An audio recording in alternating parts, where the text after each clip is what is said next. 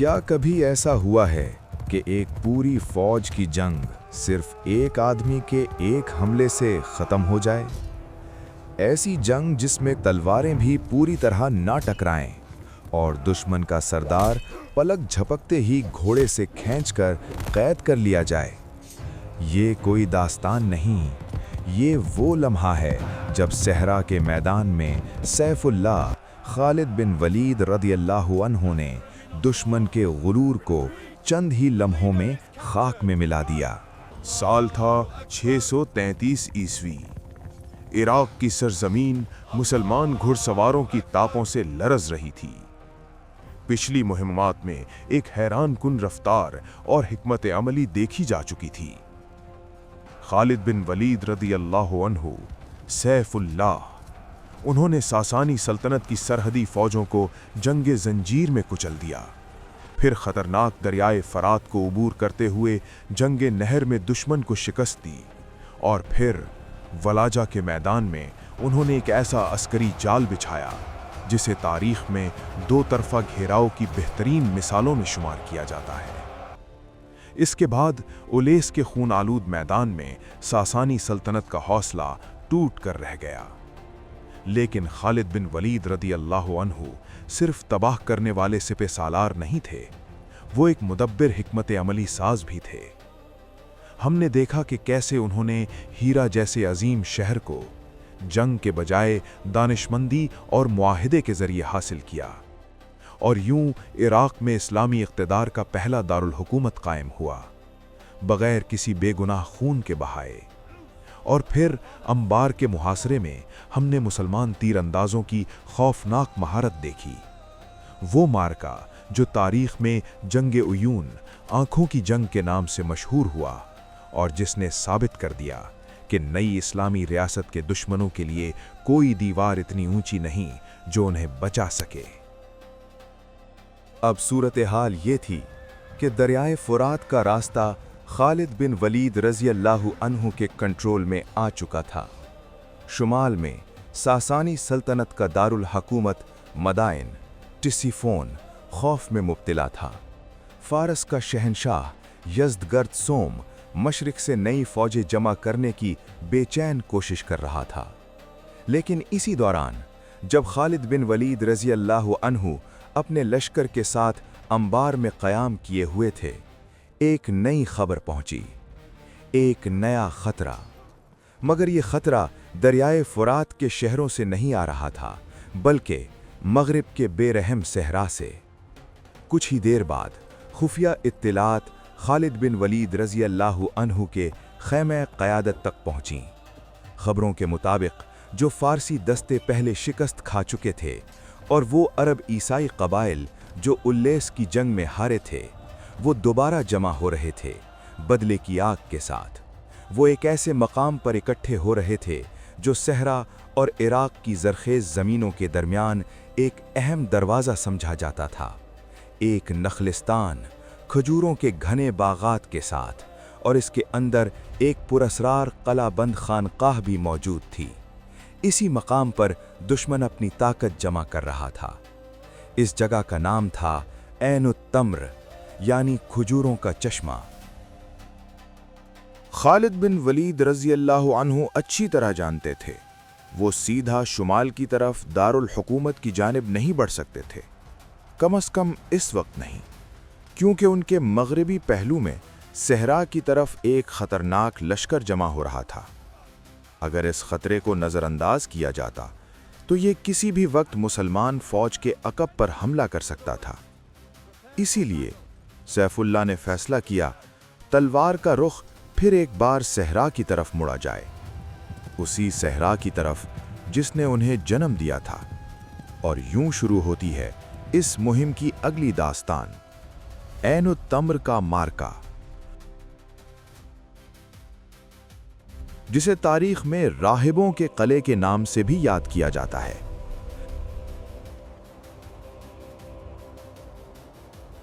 عین التمر صحرا کے بیچوں بیچ ایک قیمتی نگینے کی مانند تھا۔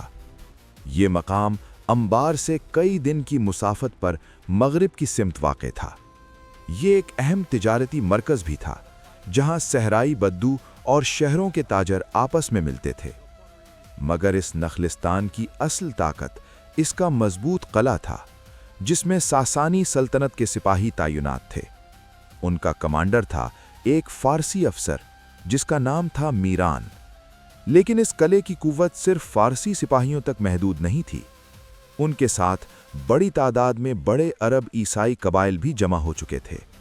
तगलब और नमैर, इन सब का एक ताकतवर सरदार था, एक ऐसा शख्स जो सहरा के जंगजुओं में अपनी बहादुरी के लिए मशहूर था। उसका नाम था अक्का बिन कैस अल नमरी।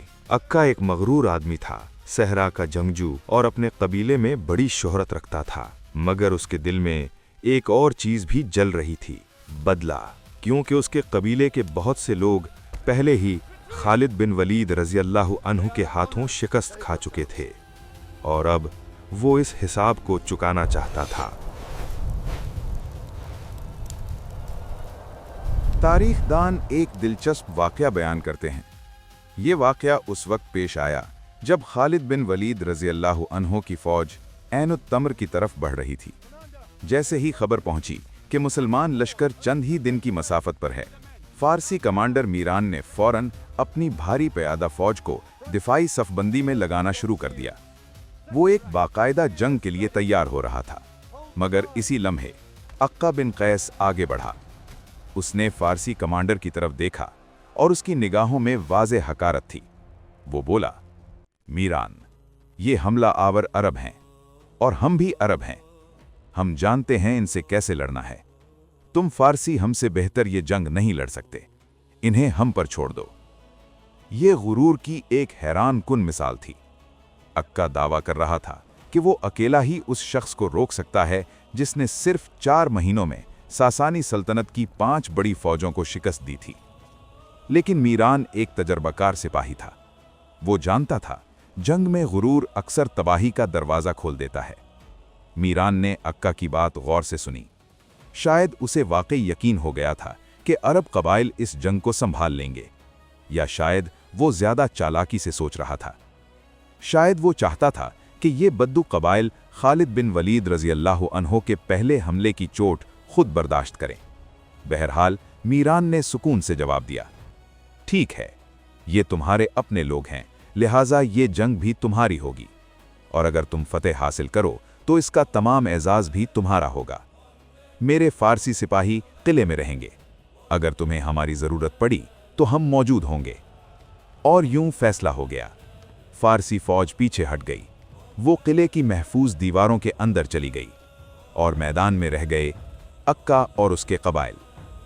नखलिस्तान के बाहर उनकी सफ़ें सजा दी गईं। अक्का खुद अपनी फौज के बिल्कुल सामने जा खड़ा हुआ। उसके चेहरे पर गुरूर था। वो ज़ाती शोहरत चाहता था। वो चाहता था कि दुनिया ये देखे कि वही वो अरब है जिसने सैफुल्लाह खालिद बिन वलीद रज़ी अल्लाह अन्हु को रोक दिया। अक्का को अंदाज़ा भी नहीं था कि चंद ही लम्हों में वो तारीख के एक ऐसे वाक़े का हिस्सा बनने वाला है जिसे अस्करी तारीख में इनफरादी बहादुरी की हैरान कुन मिसालों में शुमार किया जाता है। सन 633 ईस्वी के वस्त में मुसलमान लश्कर ऐन-उत-तम्र के मैदान में पहुंच गया। खालिद बिन वलीद रज़ी अल्लाह अन्हु अपने घोड़ी पर सवार मैदान जंग का जायज़ा लेने लगे। उन्होंने फौरन एक अजीब बात महसूस की।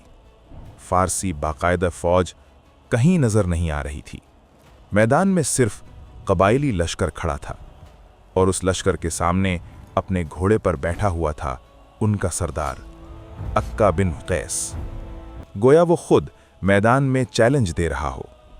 खालिद बिन वलीद रज़ी अल्लाह अन्हु ने सूरत हाल फौरन समझ ली। उन्हें मालूम हो गया कि इस पूरी फौज की ताकत सिर्फ एक चीज पर खड़ी है, अपने सरदार का गुरूर। अगर ये गुरूर टूट गया तो पूरी फौज बिखर सकती है। अरब कबाइली रिवायत में अक्सर जंग का आगाज 2 बहादुर सिपाहियों के मुकाबले से होता था। शायद अक्का यही तवक्को कर रहा था। शायद वो समझ रहा था कि खालिद बिन वलीद रज़ी अल्लाह अन्हु अपने किसी बहादुर सिपाही को मुकाबले के लिए भेजेंगे, या शायद खुद आगे बढ़कर उसे चैलेंज करेंगे। मगर खालिद बिन वलीद रज़ी अल्लाह अन्हु अब सिर्फ एक कबाइली जंगजू नहीं रहे थे, वो एक अजीम जर्नैल बन चुके थे। ऐसा जर्नैल जो तेज और फैसला कुन फतह चाहता था, और वो भी कम से कम मुसलमान जानों के नुकसान के साथ। इसीलिए अगले ही लम्हे उन्होंने एक ऐसा फैसला किया जिसकी इस मैदान में मौजूद किसी शख्स को जर्रा बर तवक्को नहीं थी। उन्होंने न आम हमले का हुक्म दिया, ना ही तीरंदाजों को बुलाया, बल्कि कुछ और ही होने वाला था। अचानक खालिद बिन वलीद रजी अल्लाहु अन्हु ने अपने घोड़े को एड़ लगा दी। मुसलमान फौज के सिपाह सालार बिजली की तरह आगे बढ़े और सीधा दुश्मन की सफ़ों के दरमियान अक्का बिन कैस की तरफ बढ़ गए। ये सब कुछ इतनी तेजी से हुआ कि किसी को संभलने का मौका ही न मिला। अक्का के मुहाफिज कुछ समझ ही नहीं पाए और खुद अक्का भी अपना हथियार उठाने से पहले ही खालिद बिन वलीद रजी अल्लाहु अन्हु उसके सामने पहुंच चुके थे। तारीखी रिवायात इस वाक़े को वाज़ेह अंदाज में बयान करती हैं। खालिद बिन वलीद रजी अल्लाहु अन्हु ने इस लम्हे अपनी तलवार भी इस्तेमाल नहीं की, बल्कि उन्होंने अपनी हैरानकुन जिस्मानी ताकत का मुजाहरा किया। घोड़े की ज़ैन से झुककर उन्होंने अक्का के जर्राह को पकड़ा और एक जोरदार झटके से उसे उसके अपने घोड़े से खींचकर नीचे गिरा दिया। ये मंजर शेर के शिकार पर झपटने जैसा था।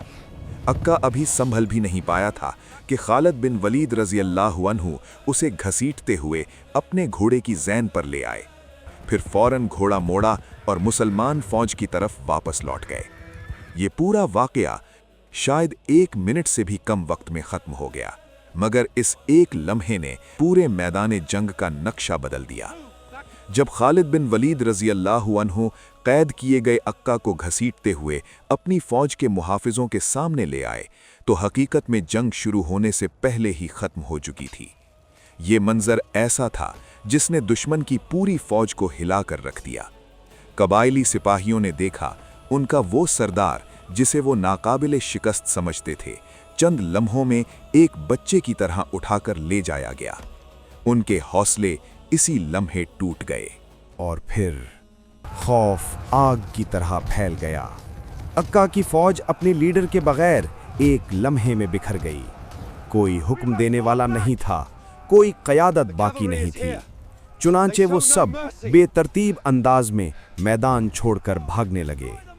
उस वक्त तक मुसलमान फौज ने अपनी तलवारें भी नहीं निकाली थीं, मगर अब मुसलमान सिपाही आगे बढ़े। उन्होंने भागते हुए दुश्मन का ताक़ुब किया। बहुत से सिपाही मारे गए और सैकड़ों कैदी बना लिए गए। इधर किले की दीवारों के ऊपर फारसी कमांडर मीरान ये सब मंजर देख रहा था। वो हैरत और खौफ में मुब्तला था। उसने सोचा था कि अरब कबाइल और मुसलमान लश्कर के दरमियान एक तवील और सख्त जंग होगी, मगर उसने देखा अक्का की फौज हवा में उड़ते धुएं की तरह गायब हो गई। इसी लम्हे मीरान को अपनी गलती का एहसास हो गया। जब उसने अक्का को अकेला लड़ने दिया तो दरअसल उसने अपनी सबसे बड़ी कमजोरी जाहिर कर दी थी, खौफ। मुसलमानों की रफ्तार और अपने इत्तेहादियों की मुकम्मल शिकस्त देखकर फारसी सिपाहियों के हौसले भी टूट गए। उन्होंने किले की बैरूनी दीवारें छोड़ दीं और अंदरूनी किले में जाकर पनाह ले ली। मगर अब खालिद बिन वलीद रज़ी अल्लाहु अन्हु मौका हाथ से जाने वाले नहीं थे। उन्होंने फौरन ऐन-उत-तम्र के किले का मुहासरा कर लिया।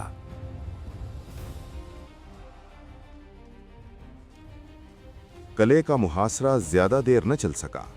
मदद कहीं से आने वाली नहीं थी। वो गहरे सहरा में थे और सासानी सल्तनत से तकरीबन कट चुके थे। ऊपर से खालिद बिन वलीद रदी अल्लाह अन्हु की मौजूदगी एक ऐसा नफ्सियाती दबाव बन चुकी थी जिसे बर्दाश्त करना आसान नहीं था। चंद ही दिनों में किले के दरवाजे खोल दिए गए और किले के सिपाहियों ने फातिह के फैसले के सामने हथियार डाल दिए। खालिद बिन वलीद रदी अल्लाह अन्हु का फैसला तेज और वाज़ेह था। अक्का बिन कैस, वो मगरूर सरदार जो ज़ाती शोहरत के ख्वाब देख रहा था, खालिद बिन वलीद रदी अल्लाह अन्हु के सामने पेश किया गया। उसने पहले ही मुसलमानों के खिलाफ बगावत में हथियार उठाए थे और उसके कबीले के लोग पहले भी जंगों में शिकस्त खा चुके थे।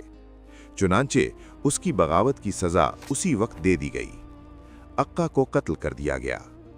फारसी फौजी दस्ता कैदी बना लिया गया। जब मुसलमान सिपाही इस इमारत के करीब पहुंचे तो उन्होंने देखा कि इसके दरवाजे मजबूती से बंद हैं। दरवाजे तोड़े गए और जब सिपाही अंदर दाखिल हुए तो उनके सामने एक अजीब मंजर था। अंदर 40 नौजवान मौजूद थे। उनके सर राहिबों की तरह मुंडे हुए थे और वो सब खामोशी से बैठे कदीम मजहबी किताबों का मुतालिया कर रहे थे, गोया बाहर होने वाली जंग से उन्हें कोई खबर ही ना हो। वो जंगजू नहीं थे, वो तालिबे इल्म थे। जब मुसलमान सिपाहियों ने उनसे पूछा कि तुम लोग कौन हो, तो उन्होंने सादा सा जवाब दिया कि हम खुदा के कैदी हैं। यानी उन्होंने अपनी जिंदगियां दुनिया से अलग रहकर इबादत और मजहबी तन्हाई के लिए वक्फ कर दी थीं। जब ये बात खालिद बिन वलीद रज़ी अल्लाह अन्हो तक पहुंची तो उन्होंने फौरन हुक्म दिया कि इन नौजवानों के साथ अच्छा सलूक किया जाए। उस ज़माने के जंगी कवानीन के मुताबिक उन्हें कैदियों की हैसियत से मदीना ले जाया गया। आज के दौर में ये फ़ैसला शायद सख्त महसूस हो, लेकिन तारीख़ बताती है कि इसी लम्हे एक ऐसा बीज बोया गया जिसने बाद में इस्लामी तहज़ीब की अज़मत में अहम किरदार अदा किया। ये नौजवान मदीना की इस्लामी मुआशरत में शामिल हो गए। वक्त के साथ उन्होंने और उनकी आने वाली नस्लों ने इस्लाम कबूल कर लिया। यूं सहरा की इस खामोश खानकाह की तन्हाई से निकलकर वो दाखिल हो गए इस्लामी रियासत की उस जिंदा और मुतहर्रिक इल्मी दुनिया में, जहां इल्म तेज़ी से फैल रहा था और एक नई तहज़ीब तश्कील पा रही थी। उन्हीं की नस्ल में से एक अजीम मुअर्रिख पैदा हुआ, मोहम्मद बिन इसहाक। वही आलिम जिसने बाद में सीरतुर रसूल अल्लाह सल्लल्लाहु अलैहि वसल्लम की पहली बड़ी और मारूफ तसनीफ़ की। और उन्हीं नस्लों में से एक और अजीम शख्सियत भी उभरी, मूसा बिन नुसैर। वो सिपा सालार जिसने बाद में मुसलमान फ़ौजों की क़यादत करते हुए शुमाली अफ्रीका को फ़तह किया और फिर इस्लामी लश्करों को अंदुलुस यानी स्पेन तक ले गया। अगरचे ऐन-उत-तमर की जंग इस मुहिम की सबसे बड़ी जंग नहीं थी, लेकिन ये एक शानदार मिसाल थी नफ्सियाती जंग की। खालिद बिन वलीद रदियल्लाहु अन्हु ने साबित कर दिया कि वो सिर्फ मैदान जंग के माहिर नहीं थे, वो सिर्फ दरियाओं के मुहासरों के माहिर नहीं थे, बल्कि वो सहरा के भी बेमिसाल जर्नैल थे। उन्होंने मगरिब की तरफ से आने वाले ख़तरे को मुकम्मल तौर पर ख़त्म कर दिया और सासानी सल्तनत और सहराई क़बाइल के दरमियान इत्तेहाद को तोड़ दिया। अब मदाइन यानी तैस्फून की तरफ जाने वाला रास्ता पहले से कहीं ज़्यादा साफ नज़र आ रहा था। लेकिन जैसे ही खालिद बिन वलीद रदियल्लाहु अन्हु इस नखलिस्तान को महफूज कर रहे थे, उसी वक्त जुनूब के गहरे सहरा से एक घुड़सवार तेज़ी से पहुंचा। वो एक पैगाम लेकर आया था, एक ऐसा पैगाम जो खालिद बिन वलीद रदियल्लाहु अन्हु को एक इंतहाई मुश्किल फैसला करने पर मजबूर करने वाला था। खबरों के मुताबिक मुसलमानों का एक और लश्कर एक सहाबी की क़यादत में अरब के दूर दराज सहरा में दूमतुल जंदल के मकाम पर दुश्मन के घेरे में आ चुका था। उनकी हालत नाजुक थी और तबाही किसी भी लम्हे आ सकती थी। पैगाम मुख्तसर था, हमें बचा लो वरना हम हलाक हो जाएंगे। अब खालिद बिन वलीद रज़ियल्लाहु अन्हु के सामने एक बड़ा फैसला था। वो चाहें तो शुमाल की तरफ बढ़ सकते थे, जहां उनके सामने सासानी सल्तनत का दारुल हुकूमत मदाइन तैस्फोन था, एक ऐसी फतह जो तारीख में हमेशा के लिए लिख दी जाती। या फिर वो जुनूब के गहरे सहरा की तरफ मुड़ सकते थे, जहां उनके मुसलमान भाई मदद के मुंतज़िर थे। लेकिन सैफुल्लाह के लिए ये फैसला मुश्किल नहीं था। उनके लिए सिर्फ एक ही रास्ता था, अपने भाइयों की मदद, चाहे उसके लिए सहरा की गहराइयों में क्यों ना उतरना पड़े। और यूं अगली मुहिम शुरू होने वाली थी, दूमतुल जंदल की जंग, एक अजीम नजाती मुहिम जो इस्लामी तारीख में बहादुरी और उखुवत की एक और मिसाल बनने वाली थी। अगली किस्त में दूमतुल जंदल का मार्का। अगर आप इस तारीखी मुहिम को मुसलसल देखना चाहते हैं तो चैनल को ज़रूर सब्सक्राइब करें ताकि आप अगली जंग से महरूम न रहें।